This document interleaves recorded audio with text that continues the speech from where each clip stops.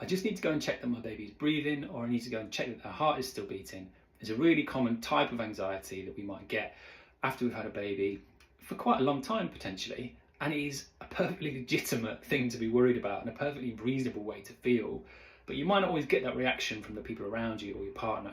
So I just want to explain why it's a perfectly legitimate thing and how it might resolve itself. So, first thing is, we all get anxious about stuff. We have a thought in our mind that pops in. For example, if you've tried to leave the house and you think, did I definitely lock the front door? That is a similar sort of thing, but it's just scaled up to the max. Because I'm not just thinking about how devastating it would be to be robbed. This baby is the most important thing that has ever been in my life.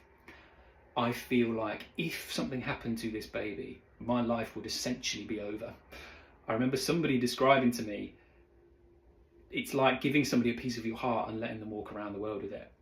And I couldn't agree more with that. It feels like if something happened, it would be devastating. So I sort of don't care that I know that things probably are okay. I'll go and check anyway, because now that I've had the thought pop into my head, if I don't go and check, I will kick myself if something happens. And that's quite a powerful mechanism that keeps this going. A sense of responsibility is also a big part of this. There's nothing I've ever felt more responsible for in my life. I remember leaving the hospital with our first child thinking, is nobody going to stop us?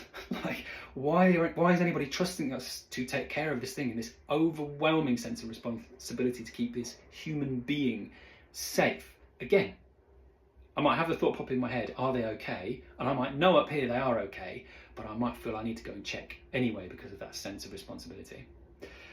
And then finally, likelihood. So the other thing that can really make us more anxious than somebody else is if we have had experiences that show us that the thing I'm afraid of is more likely to happen. So if there have been complications in pregnancy, if perhaps I've lost pregnancy partway through before, if I have had complications during birth, if the first few minutes of my child's life were sort of touch and go, that's going to put in my head that it is more likely that something can happen because I've seen it. That's not me being weird, that's me saying I've taken evidence from the world and I'm using it in my life now. That might help you explain why you might be more likely to be anxious than somebody else. That's not you being weird, it's perfectly legitimate. Often, it gets a little better as the child shows you that they are more robust. So when they get older, I don't know, 2 or 3 years old, and you start to feel they're not made of spider's webs anymore, it starts to diminish a little bit. But the main thing is, nobody can tell you when that's right to do, because it's okay and reasonable to be afraid of this.